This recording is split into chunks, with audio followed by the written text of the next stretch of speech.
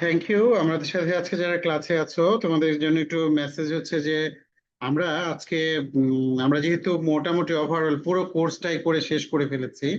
তো শেষ করার পর আমি প্রথম দিকে তোমাদেরকে আগেই সাজেশন দেইনি, কারণ সাজেশন হচ্ছে এমন জিনিস, ওটা পেয়ে গেলে তারপরে তোমার আর মানে ব্রডলি অনেক কিছু পড়তে ইচ্ছা করে না। তবে সাজেশন হচ্ছে যে আমার একটা খুবই প্রিসাইজ একটা সাজেশন, মাত্র 20-30 পেজ বা 40 পেজের একটা সাজেশন। কিন্তু এই সাজেশনটা এনাফ না, বাট ইট জাস্ট একটা আউটলাইন যে কোন জিনিসগুলোতে বেশি ফোকাস করতে হবে, এটা কিছুটা তোমরা গেস করতে পারবা এই এটা দেখলে। তো আমি তোমাদের যে সাজেশনটা দিচ্ছি, এই সাজেশনে দিতে গেলে তোমাদের সাথে কিছু নতুন টার্মিনোলজি আসবে। এই জিনিসগুলো মানে রিসেন্ট এগ্রিকালচারাল টার্মিনোলজি। তো এই জিনিসগুলো তোমাদের যদি তোমাদের একটু বুঝে নাও তাহলে তোমাদের জন্য সুবিধা হবে। যারা রেকর্ড ক্লাস দেখবে তাদের জন্য আমি একটা লাস্ট কথা বলে রাখি, আমাদের আগামী ক্লাসটাই হবে আমাদের সম্ভবত কালকে বা পরশু। আমার সব মোস্ট প্রবাবলি কালকেই আমাদের ক্লাস ক্লাস হবে। তো আমাদের লাস্ট ক্লাসটা হচ্ছে যে আমি ওভারঅল কোর্স নিয়ে কথা বলবো। তোমাদের যদি কেউ থাকতে পারো তাহলে এটা কোর্সটা তোমাদের জন্য ভালো হবে। আর হচ্ছে যে একটু তোমাদেরকে বলি, এই যে আমি তোমাদের সাথে প্রায় 34-35টার মতো ক্লাস মনে হয় নিলাম। সবগুলো রেকর্ড তোমাদেরকে দেওয়া আছে, খুব দ্রুত এগুলো তোমাদের নিয়ে নিতে হবে, কারণ আমার ড্রাইভ ফুল হয়ে গেছে। কারণ তুমি খেয়াল করে দেখো, 40 30 40 দিনের ভিডিও তোমার যদি একটা ড্রাইভে রাখা হয় সেটা কিন্তু আসলে কোনোভাবেই থাকবে না। আমি তোমার আবার অন্য একটা ব্যাচ হয়তো বা চালু করব, তাদের সাথে কথা বলবো। সো তোমাদেরকে লাস্ট রিকোয়েস্ট, তোমরা একটু ড্রাইভ থেকে সবগুলো ফাইল এবং ভিডিওগুলো নামিয়ে রাখবে। আমরা কিন্তু পরে আর আমি অ্যাক্সেস দিই না, পরে দেখা যায় যে তোমাকে আবার পেমেন্ট করে আবার ভর্তি হয়ে ওই কোর্সের ডিটেল নিতে হয়। সো এটা তোমার জন্য পেনফুল, এবং আমি এটা কাউকে সেই সুযোগটা দিই না। প্লিজ আমার এইটা কেউ মাইন্ড করবে না, আমার এটা লাস্ট যে আমার এখানে কেউ যেন আগামী 7 দিনের মধ্যে যেন সবাই ডাউনলোড করে নেয়। ওকে, আমরা যেটা বলছিলাম যে আমাদের হ্যান্ড নোটের মধ্যে আমরা প্রথমে কিছু জিনিস পড়বো। সেটা হচ্ছে রিসেন্ট এগ্রিকালচারাল কিছু টার্মিনোলজি আছে, যেমন রিজেনারেটিভ এগ্রিকালচার, মানে পুনরুৎপাদনশীল কৃষি বলা হয় খাঁটি বাংলায়। হ্যাঁ, আমাদের good agricultural practice, conservative agriculture, conservation agriculture, regenerative agriculture, তারপরে হচ্ছে ফোর আই আর বলে। হ্যাঁ, এই কয়েকটা জিনিসের মধ্যে আমাদের প্রিন্সিপাল গুলো খুব বেশি পার্থক্য না। গুড এগ্রিকালচারাল প্র্যাকটিসের যে principal, regenerative agriculture principal, conservation agriculture principal খুবই কাছাকাছি। এবং এইখানে শুধু তোমার পয়েন্টটা মনে রাখতে হবে যে কোনটা রিজেনারেটিভে আছে, কোনটা গুড এগ্রিকালচার প্র্যাকটিস আছে। একটু মনে রাখা, যদি মনে রাখতে পারো তাহলে তোমার আর ওই মানে ভুল হবে না। এই সেক্ষেত্রে রিজেনারেটিভ এগ্রিকালচারটা 5টা প্রিন্সিপালের উপর দাঁড়ায় রয়েছে। কেমন? Minimise the physical, biological and chemical disturbance of the soil. দেখো, কনজারভেশন এগ্রিকালচারেও কিন্তু এই একই টার্ম, একই প্রিন্সিপাল আছে। কনজারভেশন এগ্রিকালচার কি মানে মাটিটাকে প্রিজার্ভ রাখা, মিনিমাম সয়েল ডিস্টারবেন্স মানে জিরো টিলেজ, তারপরে হচ্ছে তোমার মালচিং, আর হচ্ছে তোমার ওই যে করা, মানে তোমার ক্রপের মধ্যে তোমার লিগুমিনাস ক্রপ ইনক্লুড করা। তুমি দেখো, রিজনারেটিভ এগ্রিকালচার তোমার minimum disturbance of soil, keep the soil covered with vegetation, এটাও আছে। এতে ইনক্রিজ প্লান্ট ডাইভার্সিটি, এটা নাই। Keep keep living roots in the soil as much as possible, এটা তোমার এতে নাই, কনজারভেশন এগ্রিকালচারে নাই। Integrate animals into the farm as much as possible, এই জিনিসটা মানে রিজেনারেটিভ এগ্রিকালচার আর কনজারভেশন এগ্রিকালচারের মধ্যে মেজর মানে একটা পয়েন্টের গ্যাপটা হচ্ছে integrate animals into the farm as much as possible. মানে তুমি তোমার যদি একটা ফার্ম থাকে, সেই ফার্মের মধ্যে তুমি যদি গরু ছাগল পালন করো, তাহলে ওটা তোমার তুমি ইউজ করতে পারবা, লিটার গুলো তুমি ইউজ করতে পারবা। তো এইটা হচ্ছে এই যে তোমার পিকচারে যদি দেখি, 5 core principles of regenerative agriculture.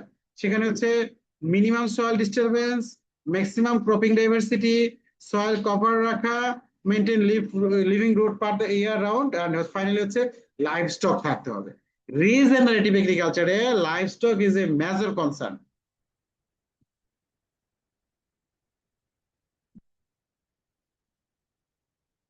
এবার দেখো, কনজারভেশন এগ্রিকালচারে কিন্তু দেখো 3টা পয়েন্ট, সেটা হচ্ছে minimum mechanical soil disturbance, permanent soil organic cover, আর হচ্ছে স্পেসিস ডাইভার্সিফিকেশন।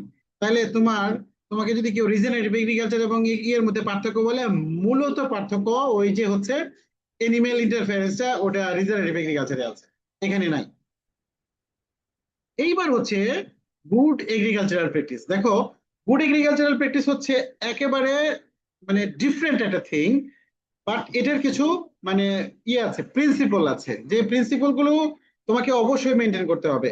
ইকোনমিক ভায়াবিলিটি হইতে হবে। দেখো আমরা আইপিএম এর ক্ষেত্রে তোমরা জানো কিনা, শ্রীলঙ্কাতে তোমার এই যে আমাদের বাংলাদেশে যে গণ অভ্যুত্থান হয়েছে বা দেশের অর্থনীতি ধ্বংস হয়েছে, মানে দেশে যে সরকার চেঞ্জ হয়েছে, শ্রীলঙ্কায় গণ অভ্যুত্থানের পেছনে অর্থনীতি ধ্বংস হওয়ার পেছনে মেজর একটা কারণ ছিল, ওরা অর্গানিক ফার্মিং এর দিকে ঝুঁকে গেছিল। অর্গানিক ফার্মিংটা এত বেশি করছে, দেশের প্রোডাকশন একেবারে মিনিমাম দিকে চলে গেছে, ফলে খাদ্য উৎপাদন ব্যাপকভাবে ইয়ে হয়ে গেছে, বাধাগ্রস্ত হয়েছে। তাহলে গুড এগ্রিকালচারাল প্র্যাকটিসের ক্ষেত্রে তোমার প্রথম একটা পিলার হচ্ছে ইকোনমিক ভায়াবিলিটি হতে হবে। মানে তুমি এমন কিছু গুড এগ্রিকালচার প্র্যাকটিস করা যাবে না যে কোনো একটা ফসলের দাম ব্যাপক বাড়া বেড়ে গেলো। একটা আম যদি গুড এগ্রিকালচার প্র্যাকটিসে করে 60 টাকা কেজি আম বা 70 টাকা কেজি আম যদি 500 টাকা কেজি কিনে খেতে হয়, that is not economically viable. Okay, environmental sustainability, যেটা আইপিএম এর ক্ষেত্রে আমাদের পরিবেশটাকে ঠিক রাখতে হবে। সোশ্যাল অ্যাকসেপ্টেবিলিটি খুব ইম্পর্টেন্ট। দেখো গুড এগ্রিকালচার প্র্যাকটিস করতে গিয়ে তুমি এমন কিছু করা যাবে না যেটা সোসাইটি সেটাকে মানতে না পারে, কঠিন কিছু যাতে না হয়ে যায়। আর হচ্ছে ফুড সেফটি অ্যান্ড কোয়ালিটি, এই food safety and quality maintain করতে গিয়ে এখানে একটা জিনিস তোমাকে বলছে, আহ, একটু দাঁড়াও, এই যে সোশ্যাল অ্যাকসেপ্টেবিলিটির মধ্যে একটা মেজর কনসেপ্ট কি হচ্ছে, তোমরা একটু খেয়াল করে দেখো, আমি একটু বড় করি, আরাফাত শব্দ কম পড়ো। সোশ্যাল অ্যাকসেপ্টেবিলিটির মধ্যে একটা এনশিওরিং সেফ ওয়ার্কিং কন্ডিশন, হ্যাঁ, গুড এগ্রিকালচারাল প্র্যাকটিসের ক্ষেত্রে সেফ ওয়ার্কিং কন্ডিশনটা খুবই খুবই খুবই ইম্পর্টেন্ট। এটা মাথায় রাখতে হবে, সেফ ওয়ার্কিং কন্ডিশন মানে যারা কাজ করবে, লেবার, তাদের জন্য সেফ ওয়ার্কিং কন্ডিশন থাকে। তাহলে গুড এগ্রিকালচারের প্রিন্সিপাল, এই যে তোমরা আজকে যেটা দেখলা গুড এগ্রিকালচারাল প্র্যাকটিসের সংজ্ঞা শিখছো, বাট এই যে এটা তোমার, দাঁড়াও আমার মাউসটা হঠাৎ করে কাজ করতেছে না।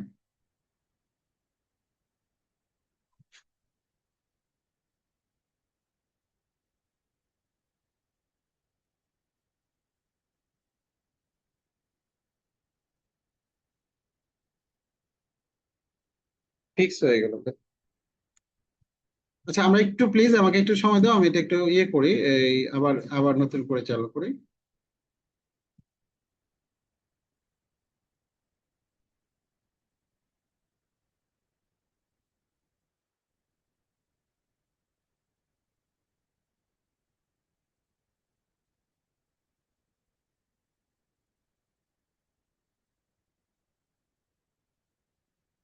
উফ, এটা তোমার একটু ডিস্টার্ব করতেছে আমার, পিডিএফটা ওপেন হচ্ছে না, বাট এটা ওপেন করা লাগবে কারণ আজকে ক্লাসটা এই পিডিএফ এর উপরে হচ্ছে। একটু প্লিজ তোমরা আমাকে 1 মিনিট সময় দাও, ফাইলটা ক্লোজ করে আবার ওপেন।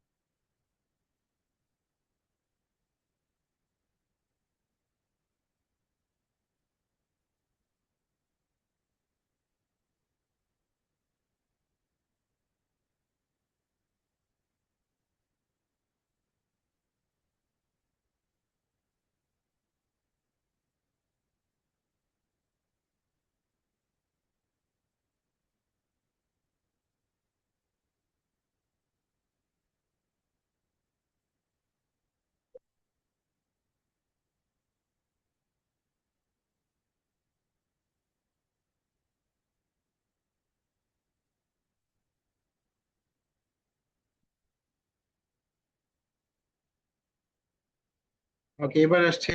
সরি, আপনার সাথে যারা আছো, তাহলে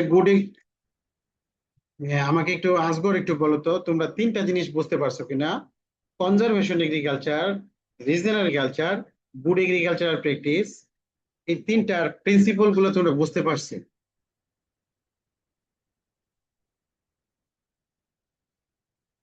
জি স্যার, কনজারভেশন এগ্রিকালচার আর স্যার রিজেনারেটিভ এগ্রিকালচারের মধ্যে স্যার ওই যে একটা পার্থক্য বলছেন স্যার, এই জায়গায় স্যার, স্যার অ্যানিমেল বা প্রাণী পশুপালনের একটা ব্যাপার, ওইটা স্যার একটাতে আছে একটাতে নাই স্যার।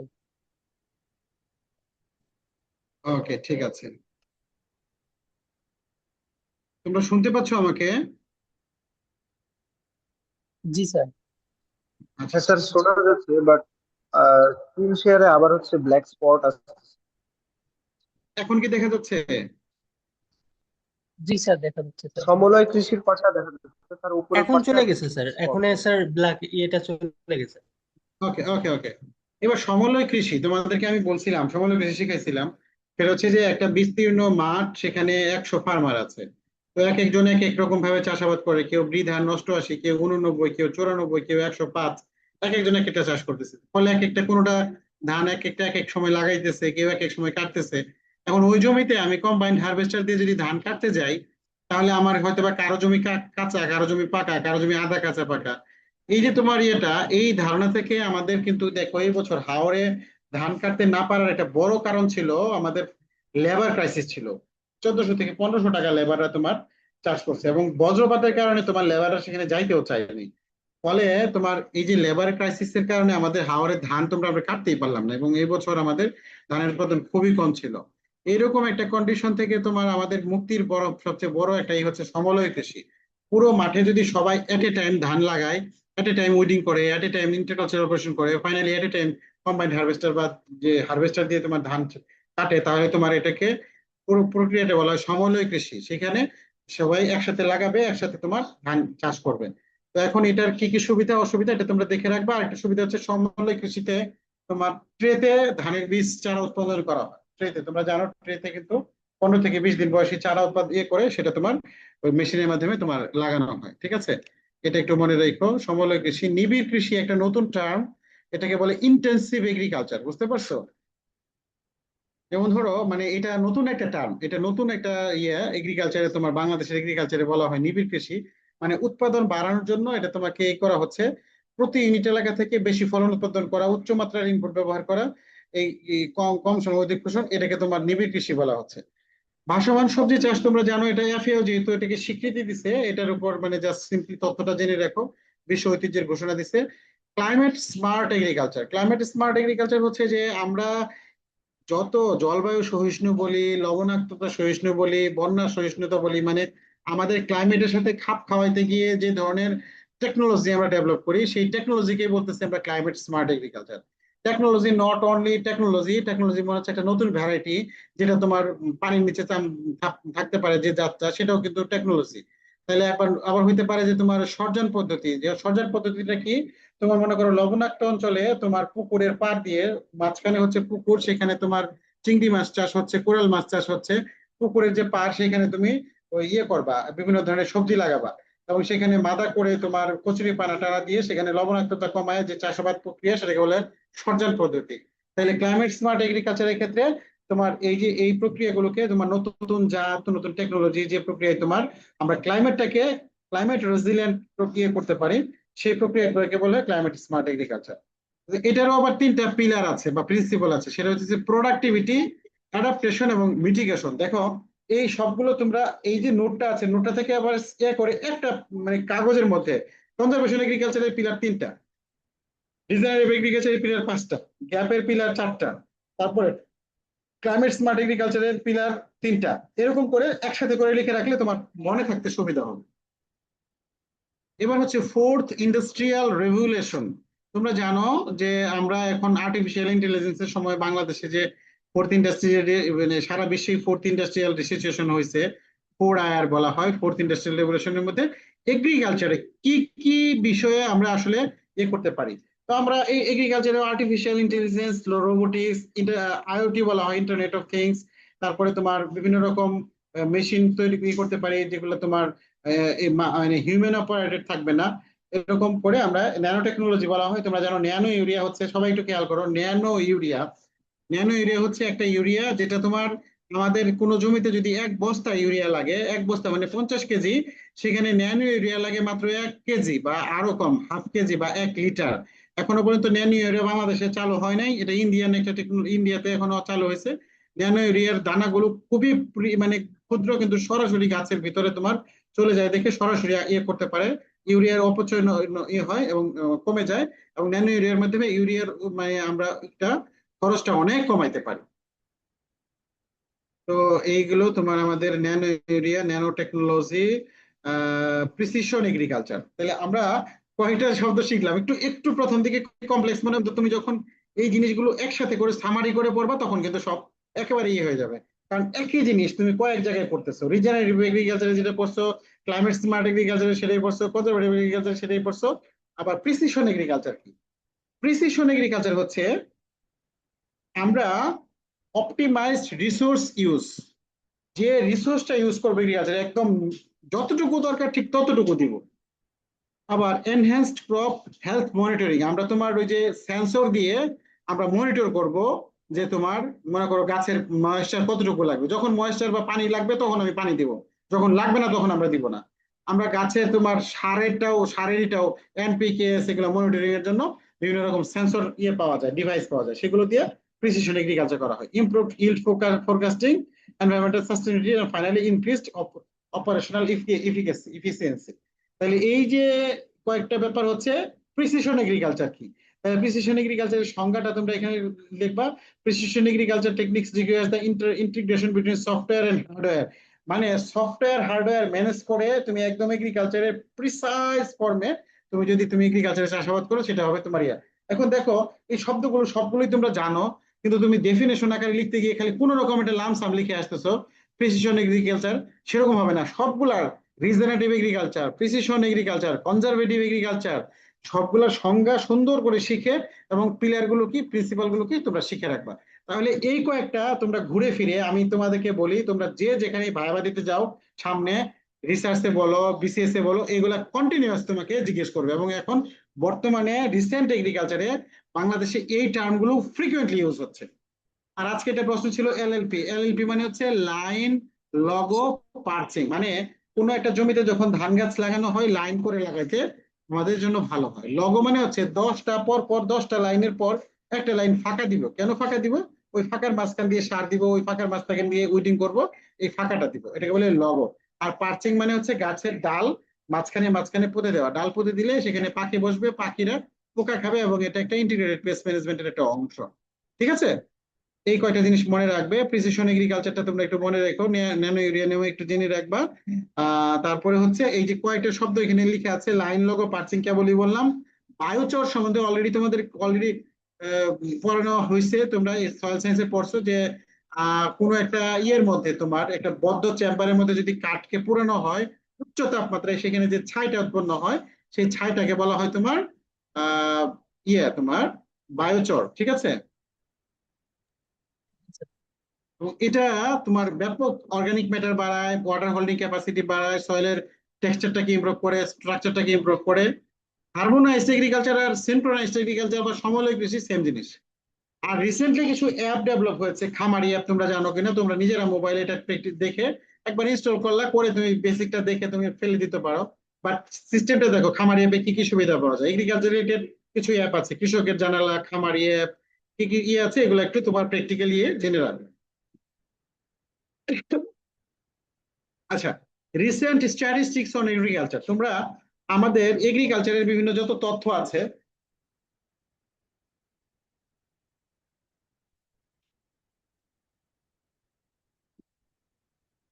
এগ্রিকালচারের যত তথ্য আছে, বাংলাদেশে কতগুলো জমি, কতটুকু সেচ জমি, কতটুকু ইয়ে করা জমি, ফসলের নিবিড়তা কত পার্সেন্ট, জিডিপিতে এগ্রিকালচারে অবদান কত পার্সেন্ট। দেখো জিডিপিতে কৃষি খাতের অবস্থান 11.38, এটা হচ্ছে 22-23। যদি আরো রিসেন্ট হয়ে থাকে, তোমরা পরীক্ষা দিতে দিতে যতটা রিসেন্ট পাবা সেই তথ্যটা তোমরা যেমন তোমাদের কাছ থেকে আপডেট করে তোমরা এটা নিয়ে নেবা। এইখানে আমি যেটা দিছি এটাকে জাস্ট আপডেট করে নিবা, এই তথ্যগুলো তোমার শিখতে হবে। এগুলা খুবই সহজ জিনিস। আমাদের সর্বশেষ দেশে খাদ্য উৎপাদন কত, দেখো তোমাকে যদি প্রশ্ন করা হয়, আরাফাত পড়ে যাবে, নিচে নামো, আরাফাত নিচে নামো, পড়ে যাবে, মৃন্ময় রূপকথা নিচে নামো, পড়ে যাবে, নিচে নামো, নিচে নামো বাবা, সরি। এই খাদ্য শস্য উৎপাদন বলতে বাংলাদেশে মূলত বোঝায় ধান, গম আর ভুট্টা, তিনটা মিলে খাদ্য শস্য।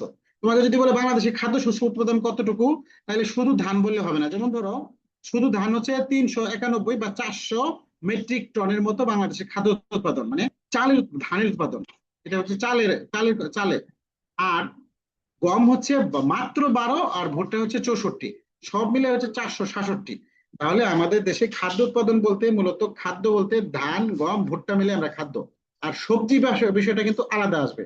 এই জন্য এটা কিন্তু মাথায় রেখো, খাদ্য শস্যের কথা যখনই বলবে ধান গম ভুট্টা এই তিনটা। আর মাইনর হিসেবে কিছু তোমার বলা হয়, অনেক সময় বলা হয় হোয়াট ইজ মাইনর ক্রপ। যেমন বাংলাদেশে মাইনর ক্রপ হচ্ছে কাউন, কিছু কিছু হয় অনেক সময় তোমার তিল, বা তোমার ওই যে কি শস্যের মধ্যে তোমার আছে তোমার যে অনেক সময় সরগম হয়, মিলেট হয়, জব হয়, হ্যাঁ, এগুলো খুবই মিনিমাম বা মাইনর। তো অন্যান্য ফসলের মধ্যে তোমার আলুর উৎপাদনটা খুব জানা দরকার, কারণ বাংলাদেশে আলুর উৎপাদন এত বেশি হয়, আলুর দাম যায় কইমা। প্রায় 1 লক্ষ টন, 100 লক্ষ মেট্রিক টন আলুর উৎপাদন হয়, এবং গত বছর বোধহয় 120 লক্ষ মেট্রিক টন উৎপন্ন হয়েছে। আম কতটুকু উৎপন্ন হয়, শাকসবজি কতটুকু উৎপন্ন হয়, এইটুকুই তোমরা একটু জেনে রাখবা। পেঁয়াজটাও খুব ইম্পর্টেন্ট, কারণ পেঁয়াজের দাম যদি বেড়ে যায় তাহলে ওই সময় পেঁয়াজ নিয়ে আসবে। অথবা তোমার যদি তৈল ফসল কতটুকু, ডাল ফসল কতটুকু, এইটুকু এই তথ্যটা এখান থেকে নিবা। এবং এইটা তারপরে সর্বশেষ আপডেট তথ্য থেকে করে পাবা। এটা পাওয়া যাবে কৃষি ডায়েরি। আমি তোমাদেরকে আমি আমি দিয়ে দিব, কিন্তু আজকে আমি তোমাকে কৃষি ডায়েরি দিয়ে দিলাম, তোমরা পরীক্ষা দিবা 1 বছর পরে, তখন তাহলে ওটা পাবে কোথায়? ওইটা তখনকার কৃষি ডায়েরি থেকে আপডেট করে নিবা। অনলাইনে কৃষি ডায়েরি বাংলায় সার্চ দিবা, সার্চ দিলে দেখবা কৃষি তথ্য সার্ভিসের ওয়েবসাইটে কৃষি ডায়েরির মধ্যে তোমার এই যে এই তথ্যগুলো আসবে, এক নজরে বাংলাদেশের কৃষি। তো এক নজরে বাংলাদেশের বনাঞ্চলটাও একটু জাস্ট দেখে রাখার জন্য, কতটুকু বনাঞ্চল আছে আমাদের দেশে। আর আমাদের এখানে তোমার এখান থেকে জাস্ট একটা ধারণা নেওয়ার জন্য, এত তথ্য তোমার মনে থাকবে না। জাস্ট তোমার এই জিনিসটা আমি তোমাদেরকে দিছি, এটা আসলে মনে রাখার মতো না। জাস্ট দেখবা যে আলু কতটুকু উৎপন্ন হলো, চাল ধান কতটুকু উৎপন্ন হলো, একটা জাস্ট রাফ আইডিয়া রাখার জন্য। ওকে, এটা দরকার নাই, দরকার নাই, দরকার নাই। আর এরপরে হচ্ছে আমাদের এই জিনিসগুলো হচ্ছে আমি বললাম একেবারে রিসেন্ট কিছু ক্যাচি টার্ম, ইম্পর্টেন্ট টার্মস। আর এর হচ্ছে তোমার রিসেন্ট এগ্রিকালচারাল ডাটা গুলো দেখলাম। এবার জেনেটিক্সে চলে আসো, জেনেটিক্স এর মধ্যে ক্রোমোজোম নাম্বার গুলো পড়তে হবে আমরা বলছি। তারপরে তোমার হরাইজন্টাল রেসিস্টেন্স, ভার্টিক্যাল রেসিস্টেন্স, এই সংজ্ঞাটা তোমার, যদিও জেনেটিক্স এবং প্লান্ট প্যাথোলজি দুই জায়গাতেই আছে, দেখতে হবে। ইনসেক্টিসাইডের মোড অফ অ্যাকশন, ফাঙ্গিসাইডের মোড অফ অ্যাকশন, সংজ্ঞাগুলো দেখতে হবে। সব সংজ্ঞাগুলো বেশি করে পড়ে ফেলতে হবে। আর ফসলের ক্ষেত্রে কজাল অর্গানিজম, প্লান্ট প্যাথোলজির ক্ষেত্রে। আর ইনসেক্টের ক্ষেত্রে সাইন্টিফিক নেম প্লাস হচ্ছে নেচার অফ ড্যামেজ। হ্যাঁ, নেচার অফ ড্যামেজ পড়ার ক্ষেত্রে আমি তোমাদেরকে বারবারই বলছি, নেচার অফ ড্যামেজ পড়বা কিভাবে, সেটা হচ্ছে যে প্রত্যেকটা ইনসেক্টের বলো বা প্রত্যেকটা প্রাণীর বলো, সেটা স্পেসিফিক একটা বা দুইটা নেচার অফ ড্যামেজ আছে। যেমন তোমার মনে করো যে মাজরা পোকা কি করে, একদম ডেড হার্ট করে, বা ডেড হেড বা হোয়াইট হেড করে। ডেড হার্ট বা হোয়াইট হেড ছাড়া অন্য যত কোনো ভাবেই লেখো, ওটার অ্যান্সার কমপ্লিট হবে না। আবার তোমার ধরো যে এই ইয়ে ইয়ে কিভাবে তোমার কি করে, ওই যে রাইস গলমিস, যে তোমার গল মাছি বলা হয়, এটা কি করে, ওই সিলভার শুট করে, বা তোমার ওই পেঁয়াজের পাতার মতো করে ফেলে। এইটা যে তুমি ওই শব্দটা যদি যতক্ষণ পর্যন্ত না লিখবা, ততক্ষণ পর্যন্ত কমপ্লিট অ্যান্সার হবে না, যত তথ্যই লিখো। এই জিনিসগুলো আমাদের এখান থেকে জানতে হবে। সিমটম গুলো দেখে রাখতে হবে। আমি কেবল এই যে সিমটম গুলো বললাম, এই সিমটম গুলো এখান থেকে দেখে রাখবো, বইতেই আছে অলরেডি। এই জিনিসগুলো বইতেই আছে, আমি বই থেকে একটু সফট করে, মানে একটু জাস্ট যেগুলো বেশি ইম্পর্টেন্ট এগুলোকে এখানে আলাদা করেছে, আর কিছু না। এগুলো এগুলো দেখতে হবে, কজাল অর্গানিজম দেখতে হবে। আমি তোমাদেরকে এটা বলছি, একটু সংজ্ঞাগুলো বেশি করে, ক্রপিং প্যাটার্ন, ক্রপিং ইন্টেন্সিটি, এই দুইটা সংজ্ঞা এত বেশি ফ্রিকুয়েন্টলি আসে, খুবই ইম্পর্টেন্ট। আর এডাব্লিউডি হচ্ছে যে পানি সেভ করার একটা টেকনোলজি, তোমাদের বলছি, এটা ইম্পর্টেন্ট। জিরো টিলেসটা রিসেন্টলি খুবই বিভিন্ন জায়গায় আসে। আর বিশেষ করে রাইস ভ্যারাইটি, মানে কোন ভ্যারাইটি কোন ইয়ার জন্য, যেমন মনে করো তোমাকে বলছিল টুংরো রেসিস্ট্যান্ট ভ্যারাইটি, বা ব্লাস্ট রেসিস্ট্যান্ট ভ্যারাইটি, বা স্যালাইন রেসিস্ট্যান্ট ভ্যারাইটি, বা হচ্ছে তোমার সাবমার্জেন্স টলারেন্স ভ্যারাইটি, এরকম কোন একটা স্পেসিফিক নাম দিল। অথবা লো জিআই রাইস কোন ভ্যারাইটি আছে, অথবা বিনা থেকে ডেভেলপ করা একটা ভ্যারাইটির নাম যেটা লবণাক্ততা সহ্য করতে পারে, তাহলে বিনার ভ্যারাইটি গুলো জানতে হবে।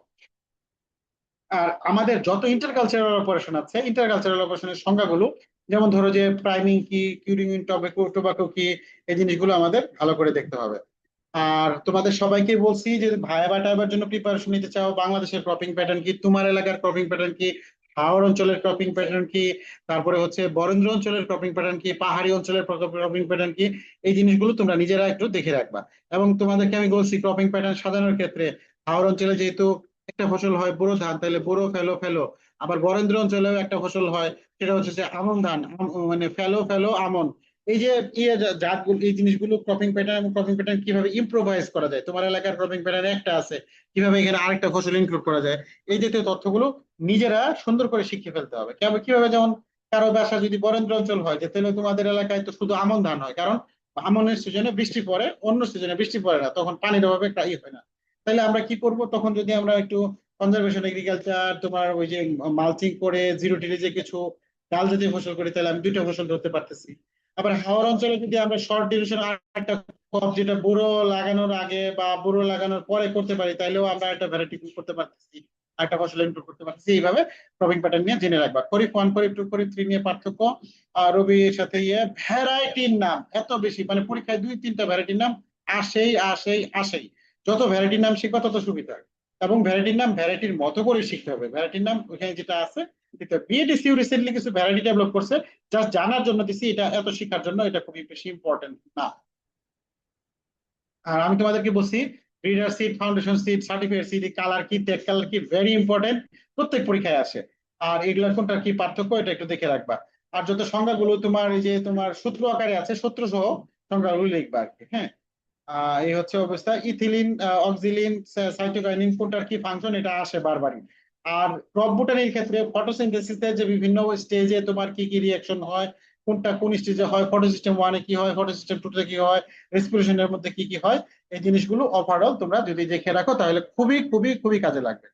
আচ্ছা, এটা বারবারই আসে কিন্তু। গ্লাইকোলাইসিস কি, গ্লাইকোলাইসিস কয় অণু এটিপি উৎপন্ন হয়, পাইরুভেট কয়টা উৎপন্ন হয়, তারপরে কোথায় রিঅ্যাকশন হয়, এগুলো খুব ইম্পর্টেন্ট। রেসপিরেশনটাও ইম্পর্টেন্ট। ওকে, ঠিক আছে। এবার C3 প্লান্ট, C4 প্লান্ট, এটা কোনটা, কোনটার ফার্স্ট কার্বন প্রোডাক্ট কি, কোনটার উৎপাদন ক্ষমতা বেশি, উদাহরণ কি, এগুলো দেখতে হবে। জাইলেম ফ্লোয়েমের পার্থক্য দেখতে হবে, এগুলো আমরা দেখছি অলরেডি। এলএলপি আমরা অলরেডি বলছি, লাইন লোগো perching, value addition, multiple crop, মানে তোমাকে উদাহরণ দিল যে এই কাঁঠাল কি, মানে এটা কি মাল্টিপল ফ্রুট নাকি এগ্রিগেট ফ্রুট, তুমি যাতে উত্তর দিতে পারো। তারপরে সংজ্ঞাগুলো, হর্টিকালচারে যত সংজ্ঞাগুলো আছে স্পেসিফিক সংজ্ঞা, সেগুলো শিখে রাখবা। আচ্ছা, ভ্যারাইটির নাম তো অলরেডি কথা বলছি। প্রপাগেশন, প্লান্ট প্রপাগেশনের ক্ষেত্রে তোমরা দেখে রাখবা যে কোন প্রপাগেশন কোথায় হয়। সেটা যেমন ধরো যে তোমার কোনোটা তোমার গুটি কলম হয়, কোনোটা তোমার এয়ার লেয়ারিং হয়, কোনোটা তোমার এই তোমার রাইজোম দিয়ে করা যায়, কোনোটা তোমার কন্দ দিয়ে করা যায়, কোনটা সাকার দিয়ে করা যায়। এইটা জানার জন্য জাস্ট উদাহরণগুলো একটু দেখে রাখলে প্লান্ট প্রপাগেশনটা খুব ইম্পর্টেন্ট আসে। আর তোমার ইয়ের ক্ষেত্রে, ইনসেক্ট বায়োটেকনোলজির ক্ষেত্রে তোমার economic threshold level, LD50, economic injury level, predator কি, প্যারাসাইটয়েড কি, মাল্টি প্যারাসাইট কি, সংখ্যাগুলো শিখে রাখবো, হরমোনগুলো কিভাবে কাজ করে। ওকে, আমরা বিভিন্ন রকম ইনসেক্টিসাইড, কিছু ইনসেক্টিসাইডের নাম শিখে রাখবো, বিশেষ করে স্পেসিফিক যেসব ফসলের জন্য, ব্লাস্টের জন্য কোন এটা কাজ করে। তারপর থেকে বলছি নেটিভো, ট্রোপার, এগুলো খুবই ইম্পর্টেন্ট। আর এর বাইরেও দেখো তোমার 2-4টা হার্বিসাইডের নাম, 2-4টা ইনসেক্টিসাইডের নাম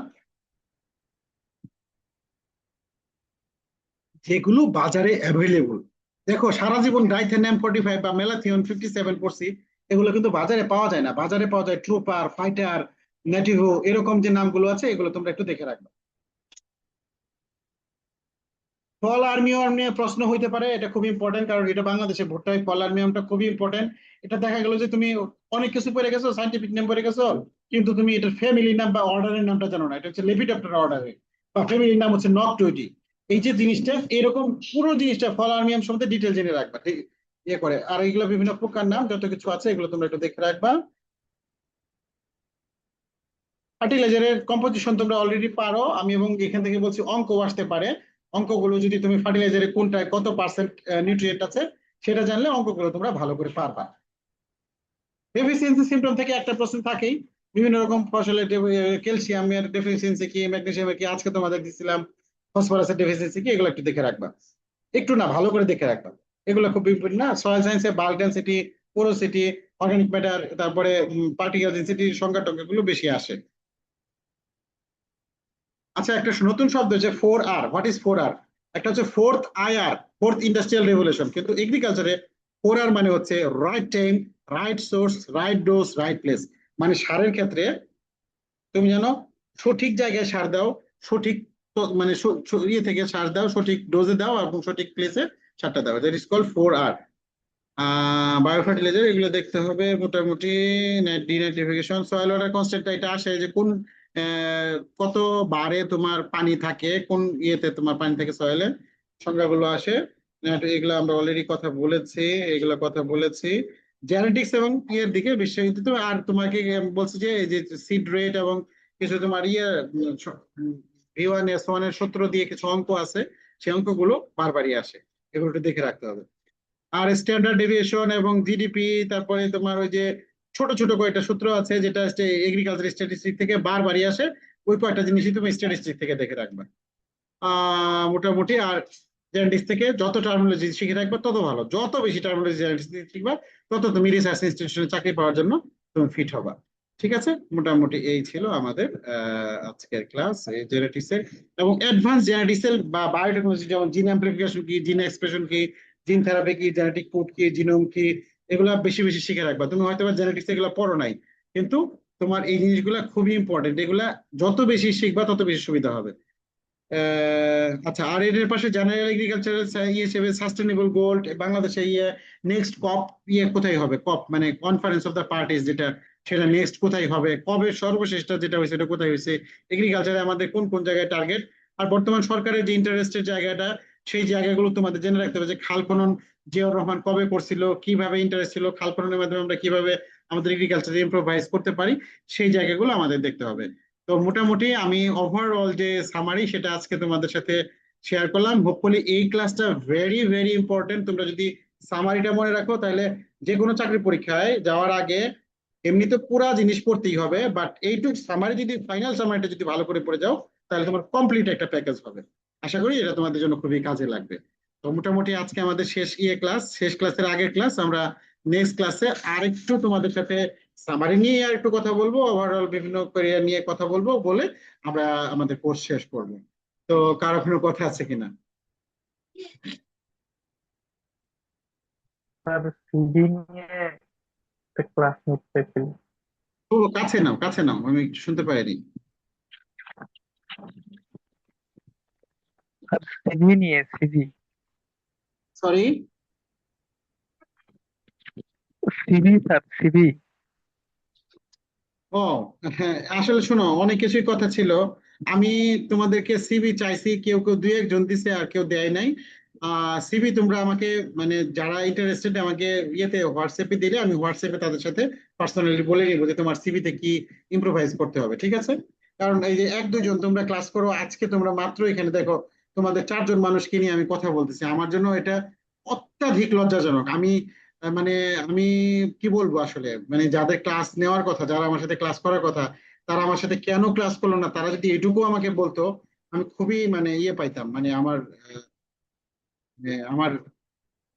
বুঝতে পারতাম যে আসলে আমার গ্যাপটা কোথায়, তারা কেন ক্লাস করলো না, তারা কোর্সে আসলো, টাকা দিল, ক্লাস করলো না। এটা আমার জন্য খুবই দুঃখজনক। এবং আমি ইন ফিউচারে ঘোষণা দিয়ে রাখবো, যারা ক্লাস না করবে তারা যেন কোর্সে জয়েন না করে। শুধু শুধু টাকা নষ্ট করা, বাবা মার টাকা নষ্ট করে তোমার এরকম ক্লাসগুলো করা। আর আমিও কিন্তু তোমার পরিশ্রম হয় দেখো, তোমাদের এই চারজনকে আমি আজকে যে কেবল যে ক্লাসটা লেকচারটা দিলাম, এখানে 50 জন থাকলে তো একই কথাই বলতাম নাকি, এবং ওইটা আরো প্রাণবন্ত হইতো। মানে আমি 50 জন যখন একসাথে থাকতো তখন কিন্তু অনেক লাইভলি কথা বলতাম, যে অনেকগুলো লোক সামনে আছে। এখন তোমরা মাত্র 3 জন 4 জন সামনে থাকো, তারপরেও আমি তোমাদের সাথে বগর বগর করতেছি। আমার জন্য এটা আসলে খুব পেইনফুল। বাট এবার তোমরা ওই জিনিস বাকি যে টুকিটাকি যেগুলো আছে ওটা গ্রুপে আমাকে একটু নক করে করে নিবা। আমি তোমাদের সাথে করবো, রেসপন্স করবো। ইভেন আমি তোমাদেরকে দেখো, তোমাদেরকে যেটা বলি তোমরা সেটা করো না। তোমাদেরকে লাস্ট 2টা ক্লাসে আমি বারবারই বলছি যে তোমাদের নিজেদের একটা ভাইবা বোর্ডে যখন যাবা, তোমাকে যখন ফার্স্ট কোশ্চেন করবে ইন্ট্রোডিউস ইউরসেলফ, সেটা যেন পারফেক্ট একটা অ্যান্সার হয়, সেটা তোমরা লিখে আমাকে হোয়াটসঅ্যাপে শেয়ার করো। যদি কোনো ভুল থাকে বা কম থাকে বা বেশি থাকে সেটা আমি বলে দিব, এই জিনিসটা কমাও বা বাড়াও, কিন্তু কেউ দাও নাই। তো আমি তোমাদেরকে বলছি ক্লাস নিব, কারণ আমি ওটা কিভাবে নিব যদি তোমরা না দাও? সো এই জিনিসগুলো তোমাদের দায়িত্ব, তোমরা আমার সাথে পার্সোনালি যোগাযোগ করে নিতে পারবা। তবে যেই যোগাযোগ করো আমাকে জাস্ট খালি স্যার আসসালামু আলাইকুম কেমন আছেন বলে আমাকে দেখি। ম্যাক্সিমাম মেসেজের ধরনটা এরকম, আসসালামু আলাইকুম স্যার কেমন আছেন, আমি উত্তর দিই না কোনোটারই, কারণ আমার পক্ষে প্রতিদিন এরকম মেসেজ আসে, উত্তর দেওয়া সম্ভব না। তুমি প্রশ্নটা লিখে ফেলবা, স্যার আমি আপনার এই একটা ব্যাচের লং কোর্সের ব্যাচের স্টুডেন্ট, আমার এই জিনিসটা জানার দরকার ছিল, প্লিজ স্যার একটু উত্তর দিবেন। তাহলে আমি তোমাকে দ্রুত উত্তর দিয়ে দেবো, ঠিক আছে? প্রশ্ন করে ফেলবে একদম, আমাকে ব্যাচের নামটা বলে প্রশ্নটা করে ফেলবে, আমি উত্তর দিয়ে দেবো ইনশাল্লাহ। এবং আমরা মানে আমি তোমাদেরকে আশা করি যে তোমাদের ইন ফিউচারে এই জাতীয় ছোটখাটো যেসব প্রবলেম হবে সেগুলো আমি সলভ করতে পারবো। কার কোনো কথা আছে আরো? মোস্ট প্রবাবলি কালকে আমাদের লাস্ট ক্লাস হতে যাচ্ছে, এবং খুব বেশি নতুন ইয়ে না, আমরা কালকে আমরা ওভারঅল A to Z পুরো সাবজেক্টটা আর একটু দেখবো। তো থ্যাংক ইউ, সবাই প্লিজ জয়েন করার চেষ্টা করো, যারা রেকর্ডেড ক্লাস শুনবে তাদেরকেও রিকোয়েস্ট করবো লাস্ট ক্লাসটাই সবাইকে জয়েন করার জন্য। Thank you. Sir thank you sir.